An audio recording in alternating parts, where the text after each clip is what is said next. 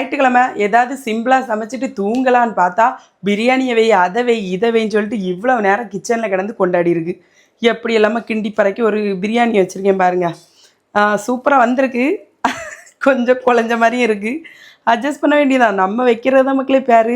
சூப்பரான சிக்கன் பிரியாணி பண்ணியிருக்கேன். அதுக்கப்புறமா பப்படம், அப்புறமா முட்டை.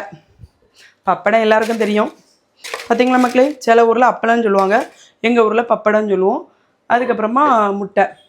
இந்த பெண்கள் இல்லைன்னா நாங்கள் சமாளிச்சிருவோம் எடுத்துருவோன்னு சொல்லுவ. ஆனால் ஒரு நாளுமே அவங்களால சமாளிக்க முடியாது.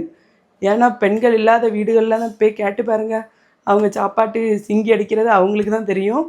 அதனால் பெண்களை மதித்து ஒரு நாளாவது ரெஸ்ட்டு கொடுங்க. வாரத்துக்கு ஒரு நாள் கடையிலேருந்து வாங்கி கொடுத்து எடுத்து. ஆனால் என் வீட்டில் தரதான் செய்வேன். ஆனால் இன்னைக்கு கொஞ்சம் கழியாமல் இருந்தால் சரி ஒரு சிம்பிளாக ஏதாவது வச்சுட்டு படுக்கலாம்னு பார்த்தா பிரியாணியே அதவைன்னு சொல்லிட்டு இவ்வளோ நேரம் கஷ்டமாக போச்சு மக்களே.